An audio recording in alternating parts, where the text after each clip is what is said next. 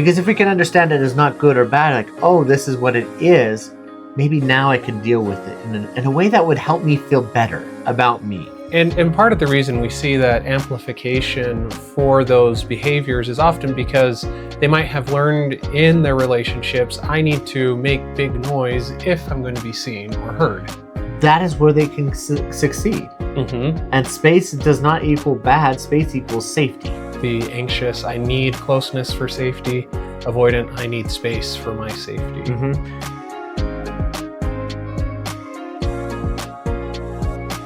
Welcome back, everyone, to another episode of The Lighter Side of Heavy Things, a podcast where myself, Chris Clark, along with Dwayne Horton here, two therapists that just take time, I guess, out of their weeks and kind of discuss the lighter side of those heavy things that we kind of run into with our clients. So we've been talking a little bit about attachment, Right. And we're kind of doing a little mini series on it, specifically because of how much we see it come up. Right. And we feel that it's it's a big thing because we love being attached, whether we like it or not. Well, absolutely. But it comes up in every relationship. And it is something we see the impact of our attachment and our attachment style specifically in every relationship that we have. Right. Whether with a coworker, friends, family, loved ones, even our intimate relationships. Children, we've talked about last time, right? And so today we're going to talk about that. Right. The different styles and kind of help people understand what they are. Right. Because last time we did talk a little bit about that Mary Ainsworth study where they looked at attachment styles within kids. But I think to start off today, what's interesting is kind of noting what they did when they transferred that from, infants or children into adults. Right. So like last week, you said the Mary Ainsworth study was groundbreaking because Bowlby and Ainsworth, they were talking about how attachment was affecting the parent-child relationship. Right. And how to make that relationship run smoothly. That's really what attachment was, is if your child's weren't responding this way, here's some ways we can help improve that relationship. Yeah. But it wasn't until 1987 when Hazan and Shaver did their groundwork study on adult attachment style, because that up to that 1987, everybody thought it was just a child thing, right? It only mattered parent-child. Yeah, that's where the focus was. Right. But after this 1987 study, it was pretty awesome with their design. All they did was, they sent out a newspaper request. They wrote down 3 paragraphs. One that would be in a kind of a secure attachment style. One would be a more anxious, and one would be more avoidant. Yeah. And those 3 attachment styles, they said, okay, they asked people, hey, would you respond to this? Read which paragraph is like you, select it, and then tell me about your love life a bit, basically, right? It wasn't just about love, but it was also, how do you respond to people, to criticism, things like that. Yeah. Feedback, anything. And it was really interesting what they found. And what made this absolutely groundbreaking was that in the world of adult love, romantic love also correlated very closely with attachment. And they had I think almost 600 respondents on that. And they found as well, right, that the numbers that they saw in these adult attachments were similar to what they saw with infants and children, right? Pretty even or equal spread to what they saw when they were younger versus what they would see in adults. For sure. And that is pretty amazing because before that they thought, attachment was kind of, something for parent-child. But now it became, attachment, the idea of attachment really applies to every relationship in our lives, everything that we're doing. Right. It is not just as a parent now I got to worry about this. But it also is like, whoa, if I can understand what's going on in me, what attachment style I have. Now, as we kind of dive into these, I think it's good that we kind of help people understand.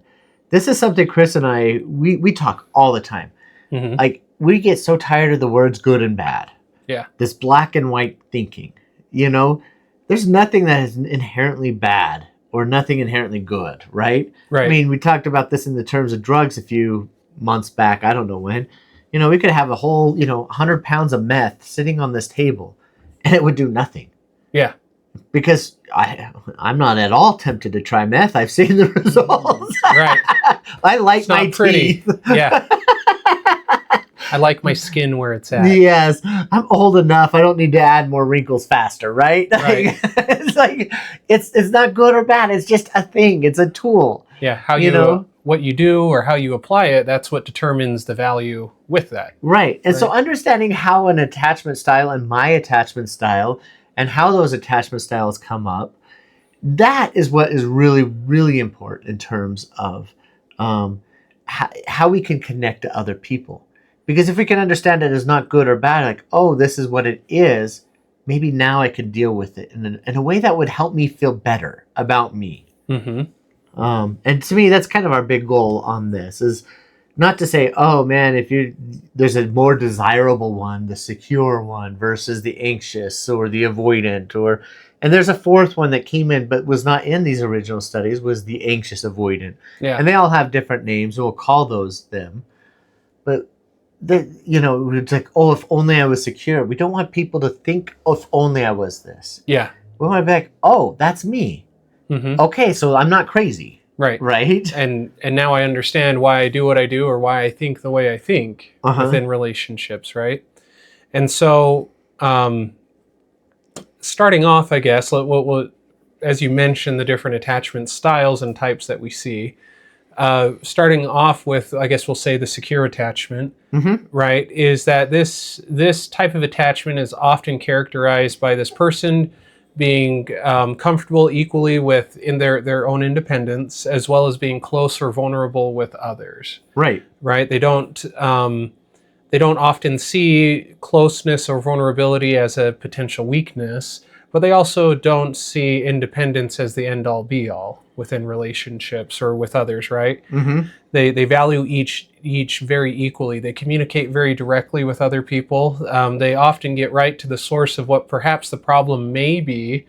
And when they see these problems come up, it's just a thing to be solved. They don't see it as some sort of conflict that's going to result in catastrophe within the relationship, right? Right. And so when issues arise for the secure partner, they don't escalate the situation or disappear. They engage and get it figured out. Right. I mean, that's a great overview of it. But what it looks like clinically with us is it's just like they just like people. These are people who are just okay being them. Right. And they're okay with letting others be themselves. Like they don't worry about it. Like if they see if my wife comes home and is having a rough day and I can hear her tone, I'm like, oh, okay. And I'm like, hey, you okay? And she's like, yeah, I'm fine. Okay. Okay. It's because I know she's going to be okay. Right. And if she wanted my help, she's going to be like, Dwayne, I need you to go fix this. Right. I'm like, okay, I got that one. Right.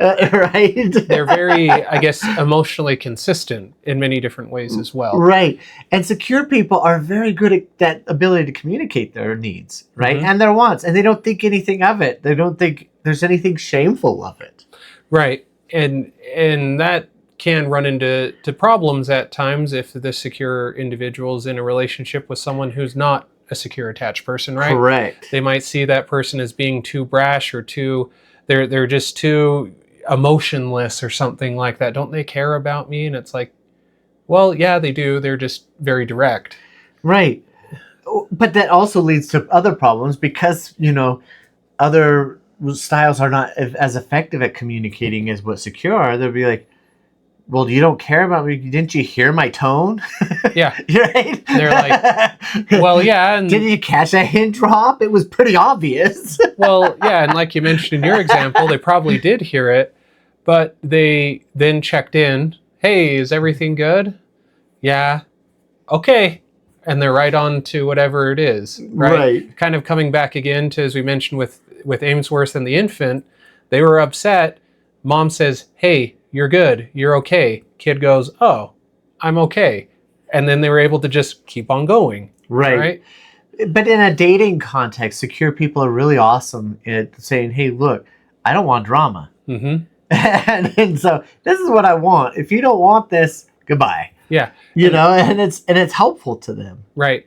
Right. And it's often kind of seen at times perhaps a little bit interesting for people who don't have that secure attachment in that dating world. Like, wow, you wrote that person off really quick. Right. And the secure attached person's just like, well, they, I could tell that they're not the person for me. And it's not a condemnation. It's not a judgment. right. It is just, we want different things. Yeah. And that's okay. Yep. Whereas other people think, man, you're arrogant. Uh-huh. Right? It's Right. like, no, that's not it at all. It's just their attachment coming up. Uh-huh. Uh-huh. So the next, I guess, attachment that we would look at would be the anxious attachment. Right? Yes, often called the preoccupied. Mm-hmm. And the difference, like, these people are naturally anxious, right? Yes. Uh, Yes, they hyper focus in on many different things, or they're constantly scanning for potential threats, right? They have a stronger distress response when they're upset within relationships. They often also seek a lot of proximity, or in other words, if they're next to their partner, they want to hold hands, or they want to hug, or they want to kiss, or they really want that emotional engagement with their partner. Right? They're checking in. How was your day? How are you feeling? There's a lot of that can happen. But and a lot of this sounds like overbearing, but that's not at all what it is. No. Right? This is like, anxious people can make great partners. Mm-hmm. Right? If they learn to understand that attachment that's coming up in them. Right. Right? They're very sensitive to tone, as we mentioned. Right? Mm-hmm. And so they may be like, hey, what's going on? Now, the problem sometimes with the tone is with mixing it with the anxiety component of this, is they blame themselves for it. Yes. Uh-oh, we got a tone. What did I do wrong? Uh-huh. And if we're not aware of that next step of what did I do wrong, then it starts to spiral. Yep. Right? We see couples who come in or be like, you said this the other night and your tone was this and you meant this. My tone might have been that, but that's not what I meant. Uh-huh. But they have a hard time, that communication problem on that. Right. Disengaging. They disengage, but it's like they jump to conclusions. They're very black and white in their thinking.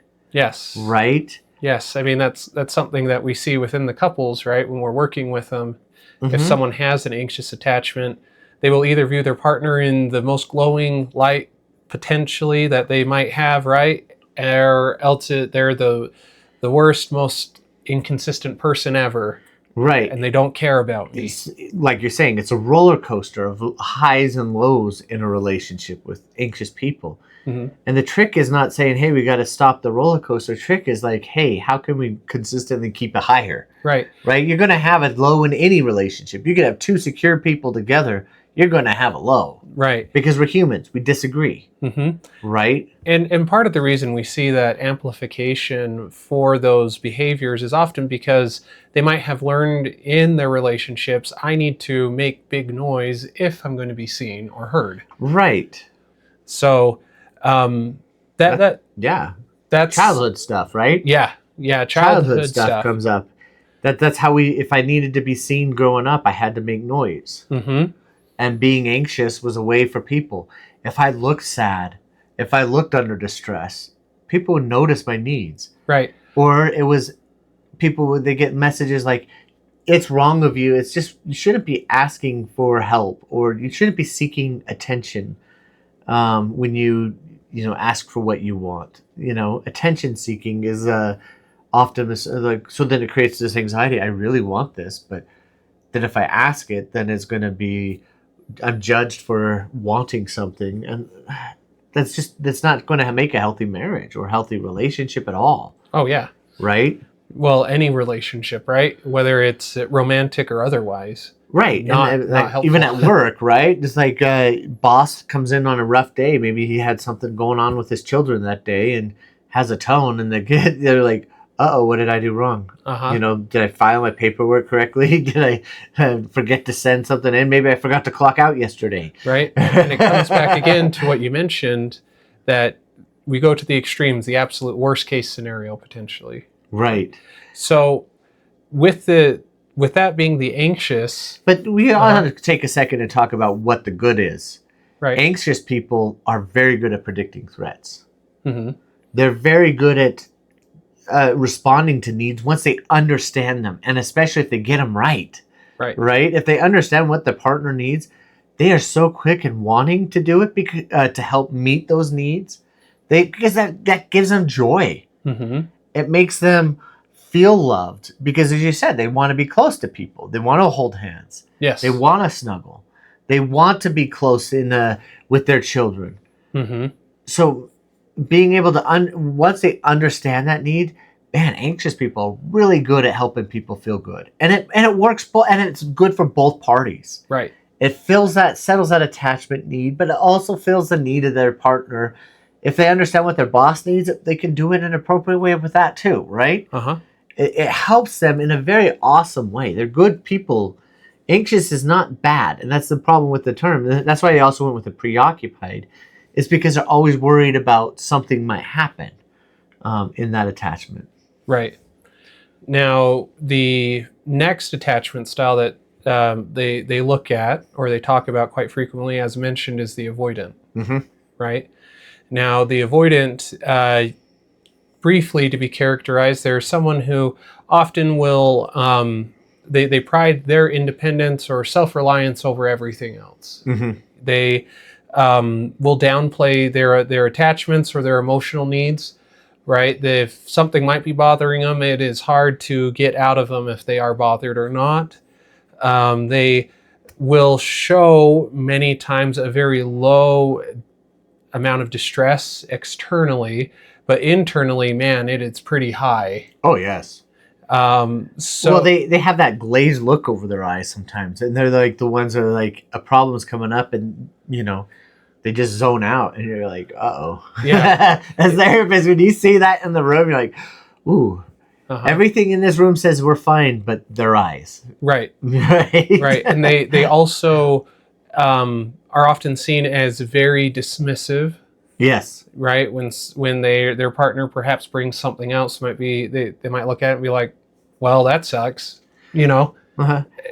But they also, as part of that's because they value independence. Mm-hmm.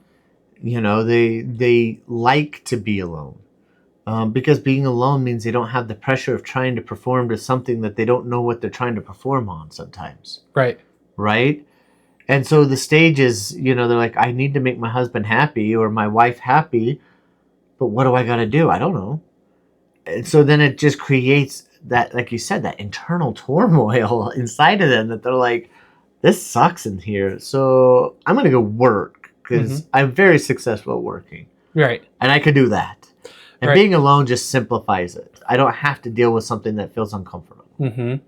And, we often see this type of a development occur if their emotional needs perhaps were pretty,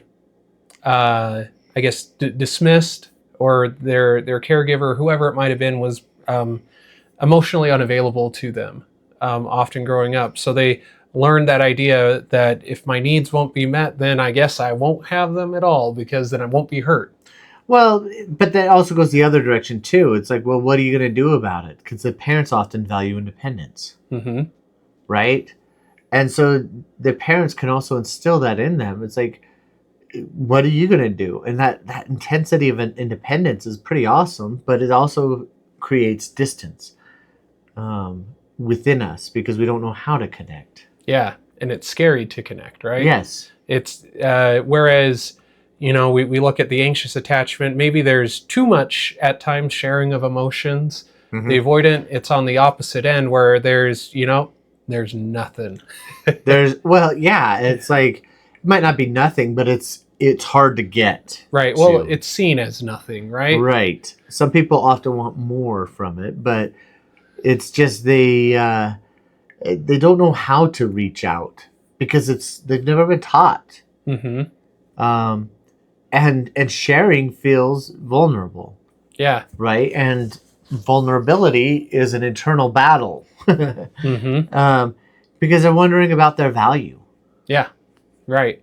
And that's why, again, they value that independence so much, because then it's all on them versus what might this other person think of me. Right. It's about simplicity. What is easier? Right. They crave connection. They crave to be seen. I mean, if you want a good employee, independent people are fantastic employees. They're the ones who don't mind working hard. They don't mind working late. If you need to get stuff done around the house, these guys are great because they crave that. It gives them that space to be independent, right? Right. But it also, like you said, brings up childhood things. Maybe as a child, that's how they showed their value and love for people. Their worth is I get things done. Right. I can accomplish hard things, right? And they're not afraid of hard work because that is where they can succeed. And space does not equal bad. Space equals safety. Right. Right. And again, coming back to that duality, right? The anxious, I need closeness for safety. Avoidant, I need space for my safety. And it's like the literal, what's the stupid story, the three little bear things, right? Yeah. The secure people are the just right. We can do whatever, right? The avoidant people are like, you know what? I need a lot less. And the people, this is way too hot for me. Way too hot. And then you have the other, the anxious. It's way too cold. Yes. They want less, and they're great people, but they show their ability to work because that's what makes them feel safe. And if we can understand that aspect, if we can understand why independence means a lot to them, then we have a place to start working with it, right? And I think it's what's very interesting, right? We kind of mention a lot of that independence. For the avoidant, I guess, as you would say, differentiating from the secure, is that it's independence with the secure. With the avoidant, it's a defensive independence, right? Where it's to help protect me, I need this. Whereas the secure is like, I'm fine. Like, you need space? Go cool. for it. Yeah. I'll go golfing. Yeah. You go to the home and garden show. Yep. And we're good. We're good. Okay. I wouldn't go golfing. What would I do? Golfing's not clean. My thing. Yes. I'll clean. Yeah. So I'll build the website. Don't you worry. I got work to do. So the last one that as we've mentioned, is this fearful avoidant, anxious avoidant, the disorganized, whatever word we want to use, right? And this one wasn't initially at the beginning of when we talked about attachment styles, but this was something that kind of came in a little bit later. And it came through the same study, Mary Ainsworth. Right. As she watched more and put more children through that strange situation. And typically what we see with these individuals who have this attachment type, right, is there's that high anxiety as well as high avoidance. Yes. They got that mix going on. And can you imagine that? Yeah. To me, I think of this as like those people who are like, have those rubber bands strapped to their back with somebody else. If you ever saw those shows, and they like take off running both, and then they like boom. Yeah. Right. It's that kind of war within them. You got the anxiety, like, I need to get close, and the avoidant, like, no, you don't. Yeah. And then bam. Right. Because the anxious side of them is like, I really want closeness, and then the avoidant side is like, well, do you remember what happened last time we got close? Well, it's not even just what happened. It's because, like we said with the avoidant, it's that internal battle. It's like their guts are churning, their tension in their chest. They just feel sick. Yep. They don't know how to handle it. They're like, this should feel good, but I don't know if I can feel safe to feel good because it's about safety. It's like you can see it. Like on the surface, they're stoic, but in their eyes, you can see there's real pain and real struggle going on inside. Yeah. And typically, if we're looking at how does this happen or where does this come from, there's, oftentimes seen a lot of inconsistent or unpredictable types of things that happened as they grew up, whether it was with their parents or maybe they had trauma that happened whether they were young or maybe later in life, right? Well, and it could bring in the discussion of intergenerational trauma. Yes. Right? Because I think what was very interesting, as it was noted in those studies with Mary Ainsworth, right, is that they found that if a child had a secure parent or a parent with a secure attachment, they typically had children that had secure attachment styles as well, right? Because they were able to nurture that with them. Same with anxious, avoidant, those types of things. Well, it's kind of like, Sarah, this brought up a discussion I had with my wife. What's interesting, like on all these different types of attachments. So we live in a chaotic world, right? Mm-hmm. There's a lot of chaos happening. And I am not afraid. That's just me. Mm-hmm. I'm excited about the future. I'm excited about what's coming. I think that, yes, there's bad things might happen, but name me a period in history when crap did not hit the fan some way, somehow. Yeah. I mean, just, Krakatoa erupted, right? Mm-hmm. Crap happens, right? Yeah. Like, it is what it is. So I'm not afraid of that because I can adapt, right? Mm-hmm. And so I think about that. And we're talking about all this chaos happening. People are like, oh, think about the children. And I get confused by that one. Because I'm like, well, what about them? Mm-hmm. If I have an anxious parent, they're going to be like, you got to avoid all danger. Yeah. You can't feel this. I'm like, helicopter parenting. Yeah, they're like, don't you tell my child no. Mm-hmm. It's like, no is a healthy word to hear. Yeah. Trust me, no is a healthy word to hear. But the anxious group, they're afraid of danger because they don't know how to handle it. Mm-hmm. The avoidant people are like, oh man, that world's blowing up over there, right? There's all this drama. Goodbye. Yep. Shut the door. Close it out. It doesn't happen. Put on the earbuds. We're gone. Yep. Punch that ticket. I'm out. And so that parent is like, oh, just look over here and pretend nothing's happening. Yeah. Right? Or we're not even going or going to participate in what's happening. And then, the others are like the ones that are like locked in the closet almost feeling, right? Where they're like, man, there's a bomb out there. I should go help people. But no, I shouldn't. Yep. Yes, I should. No, I shouldn't. Yes, I should. And they're just indecisive. Right. And they get stuck in that. And so they're parenting from that perspective. Maybe we should help, maybe we shouldn't. Maybe we should help, maybe we shouldn't. Mm-hmm. Right? Like, it was funny actually talking about one kiddo I had. I was like, hey, why don't you go help with that? And they're like, yeah, I should. No, I shouldn't. Yes, I should. No, I shouldn't. What will people think of me? I don't know. But will I look like I'm overbearing and taking over things? No, I don't know. And then other people went up and helped. And I'm like, yeah, I should have gone. Yeah. But they got stuck in that that loop, right? Mm-hmm. Well, but a secure parent, this is what I was talking with Sarah, like all the crap's happened around us. I'm like, hey kids, let's talk about it. Uh-huh. What's going on in your world when you think about this stuff? Mm-hmm. I don't shelter my kids from the crap that's happening because I'm not preparing them for the life that's going to come. But I will talk about it. Right. I mean, in an age-appropriate way, for sure. But, it's like... Sit down, kids. Do I have some stories for you? Yeah, I can't wait till the day I can tell some funny stories. But it's like, tell me what's going on in your world. Let's talk about your emotions. Why does it feel so chaotic? Yeah. Those are the ones that was like, in our world, secure people can help people navigate through these storms. Mm-hmm.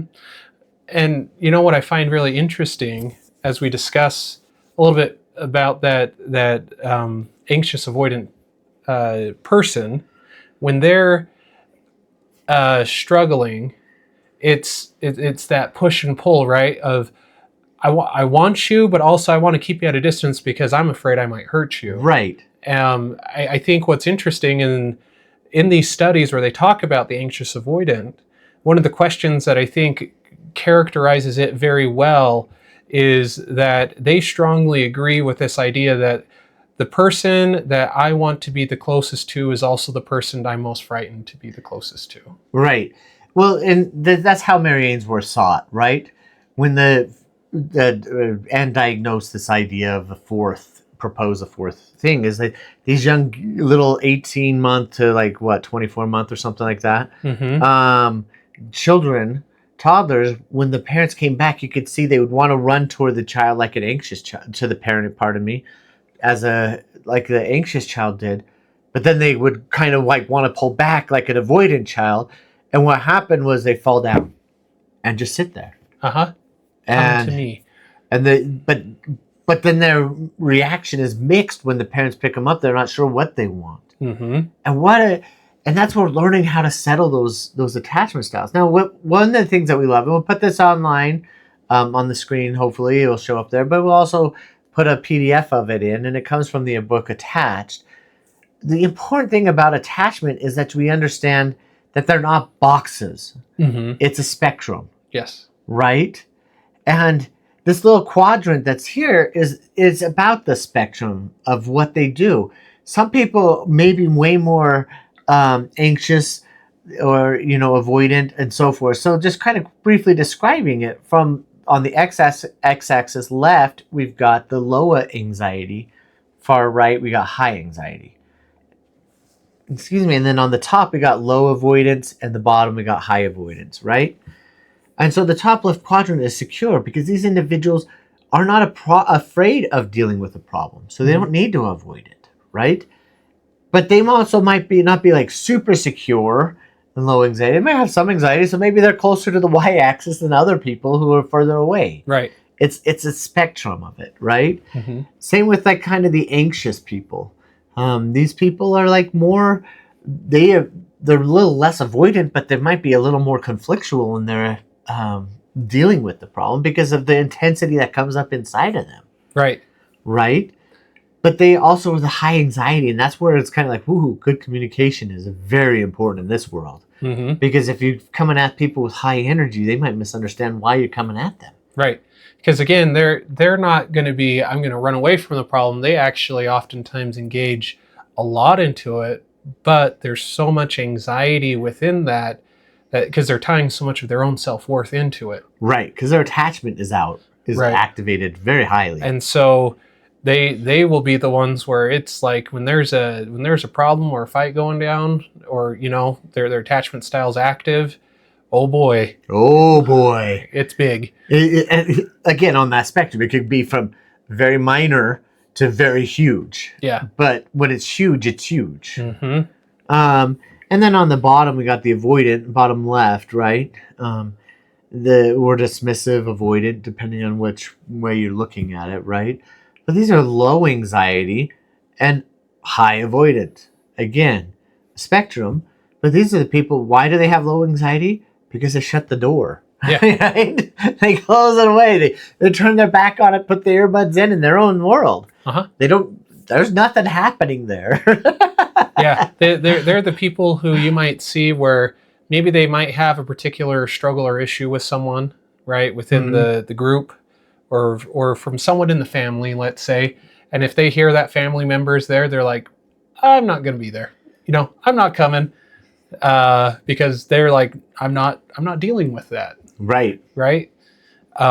So like you're finishing out, right? In that, the last one. The anxious avoidant one? Yeah.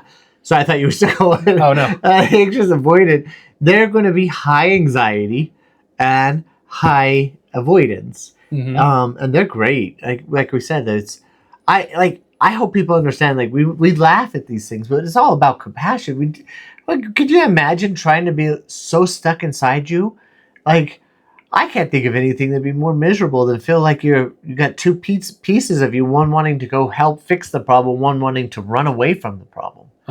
And then that slingshot effect. I mean, their world is like this. I mean, that's sad, but it's kind of funny to imagine. Well, yeah, and they're often the ones who their big things will happen, right? And they will respond sometimes in a big way, but then it's shut down right after that. Yeah. And it comes off as meaning cruel or stonewalling. But it's not really that. That's their attachment style coming up. Yep. Now, the important part that's here to me is you are not your attachment. Attachments are adaptive. And we'll talk more about that. Right. But they are there. That's how we connect with our world. There's good and bad in all of these. Even secure has downside. Yeah. They can miss out on very rewarding relationships because they misunderstand what's going on. Well, and not only that, sometimes they'll find themselves in relationships that probably aren't the best for them, right? And they probably should have left those relationships long ago, but because they focus so much on, I'm going to help my partner or, deal with what's going on, right? They don't. Well, it's because that when they commit, it's I becomes we, Yes. right? Mm-hmm. And we is not just a casual we; it is we. Right. One. We are one. We are going to succeed. But the important point is that there's good in everything. Mm-hmm. Anxious avoidant, even though it's a smaller percentage, it's a very small percentage of population, but they are good at being able to adapt and pick out minefields and run away from the bombs. Right. Because they are hyper tuned to everything. Yeah, and they're very, I mean, it's interesting because you can see the anxious side of their attachment style come out, right? Because they're, in the studies that they've done, they found that, the anxious as well as the anxious avoidant, man, they pick up on changes in cues very quickly. Yes. In regard, in comparison to the secure or the avoidant. But once you can settle those down, they make great partners. Mm-hmm. And that's what we want people to understand. If some of this hits you, don't feel like, oh, I'm condemned. Nah, we'll talk more. Come back next time. There's a lot more on this. This is just a very sliver of what's happening. Right. Right. And one of the things that really helps with this type of theory, or the way that we look at relationships, is because we end up focusing perhaps more on the actual issues or problems than what people end up getting stuck on. Right. Yeah. Because again, if we look at an issue through the lens of attachment, we get past the idea of well, this isn't just about the dishes. It isn't just about the laundry. It isn't just about the anniversary gift or whatever it is. It's something much deeper. And once we're able to recognize what that is, we can settle the system by knowing, hey, what's their attachment style? What is it that they're actually needing? And let's help get that met. Yes. And I mean, that's the funny part. Like when people are in our offices arguing about the floor, or the chores or the kids, it's like, you're not even arguing about that anymore. Yeah. That's he only a surface issue. Yeah. He only ate so much of that dinner that I slaved over for so long. And well, she didn't come over to me and give me a hug right when I got home. Right. all these sorts of things. And it's like, okay. Right. So to me, it's about safety is about attachment. Mm-hmm. And attachment is always looking towards safety. Right. And if we can understand, okay, they don't feel safe. It's not that I'm dangerous to them. It's just their system saying, hey, wait, something's wrong here. Mm-hmm. Then the adaptability comes in. Hey, I'm recognizing something's wrong. What do you need? Right. And then they settle that part down. Then they're training themselves to say, oh, I can be safe here. Yeah. Because once you understand your attachment style, you realize I now have a choice. And that's when the strengths of all these things really shine and make things awesome. So, again, follow us on Instagram and Facebook. Did I miss anything else? No, Instagram, Facebook, any of our social media. Next time, I guess we'll be talking a little bit more about what happens, or what is it that we see when these different attachment styles end up, falling in love or getting together in relationships. And talk about the dynamics of what they look like, right? Yep. It'll be fun. Because we see those couples every day. Well, couples, families, everything, yeah. Right? It's pretty awesome. Until next time. All right. We'll see you guys later.